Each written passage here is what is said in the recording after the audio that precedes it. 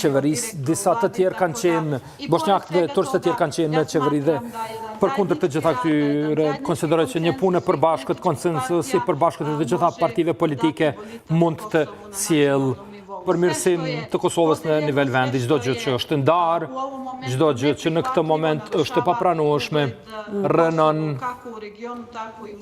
namin e Kosovës si në rajon ashtu edhe në botë dhe konsideroj se të gjithë ne jemi përgjegjës për situatën që kemi tani tek ne në Kosovë dhe në këtë kontekst mendoj se krijimi një koalicioni të përbashkët dhe konstituimi i një qeverie të përbashkët ku duhet shikuar gjithmonë interesin e vendit e jo partijak, të gjithë ne duhet të kemi përgjegjësi në këtë. Zonja Regjepi, a jeni ju arsyeja pse deputetja nga radhët e komunitetit bosnjak Duda Balje refuzon që të bashkëpunoj me Kurtin fillimisht dhe më pas në një ide për të kaluar këtë ngërç në cilin jemi? Nuk më pëlqen të flas për njerëz të cilët nuk janë aty, ata e dim pse e bëjnë. Pyesni atë. Sepse përshtypja është që nuk ka vend për të dyja ju në krijimin e institucioneve. Kështu është përshtypja nga larg. Gjithmonë kemi qenë në pozitë të njëjtë brenda kuvendit dhe me të gjitha qeveritë. Pse? Të mos ketë hapësirë për të gjithë ne, secili le të shikoj interesin partijak të bëj marrëveshje koalicioni, por gjithmonë mbi të gjitha duhet shikuar nivel vendi. Për mua askush nuk paraqet problem. Unë nuk kam asnjë problem me askënd, mund të bashkëpunoj me të gjithë tash. Për kalkulime interesa personale, për këtë nuk mund të arsyetoj askënd. Secili qëndron para pa veprimeve të veta dhe secili mban përgjegjësinë për veprat e veta. Por në një rast hipotetik si kur të ktheheshim prapa për para zgjedhjes së Dimal Bashës, kryetar kuvendi, nëse do të plotësoheshin kushtet e nismës, ishte pikërisht vota Duda Baljes që mund të zgjidhte gjithë situatën, po flas për muaj më parë. Dhe tani përshtypja është se zënkat mes jush në realitet mund të jenë arsyeja e bllokimit të institucioneve. A është korrekte që zënkat midis të një komuniteti si ju, por edhe të tjerëve, të jenë arsyeja për të pasur të bllokat? Unë jam përfaqësuese e komunitetit etnik bosnjak. Jam lidere e Partisë së Re Demokratike dhe në pajtim me këtë mund të flas, të negocioj dhe dakordoj çfarë do lloj koalicioni.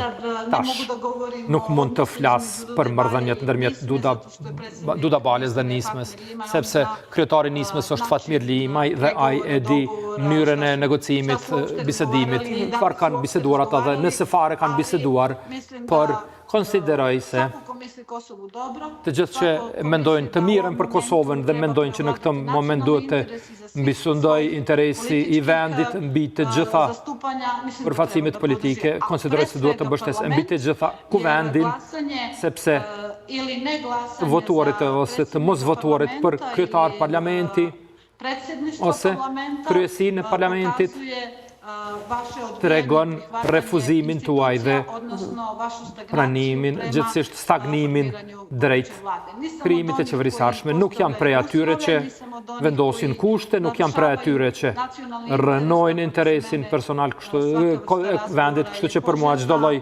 bisede është mirëseardhur nëse është në interes të gjithë neve. Zonja Regjepi, natyrisht do të shohim se çka do të ndodhë nesër në seancën e radhës, por në përshtypjen tuaj apo shkojmë drejt zgjedhjeve apo drejt krijimit të qeverisë Kurti 3? Jemi të përqendruar në zgjedhjet lokale, andaj edhe kërkoj ndjes pse nuk isha në gjendje të isha personalisht prezente në studio.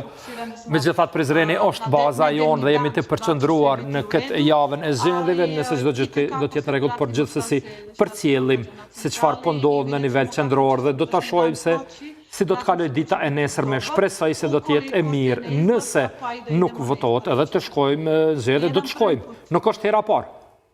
Pra nuk e përjashtoni këtë si mundësi. Megjithatë, kush do t'ju zëvendësoj juve në postin e zëvendës kryeministrës, tani që keni marrë zyrtarisht pra dhe pas konfirmimit nga kushtetuesja rolin e nënkryetarës së kuvendit?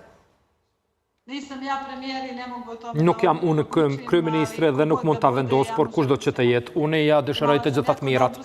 Kisha bashkëpunim shumë të mirë, autonomi shumë të madhe të veprimit brenda qeverisë, shumë kam ndihmuar komunitetet jo shumicë.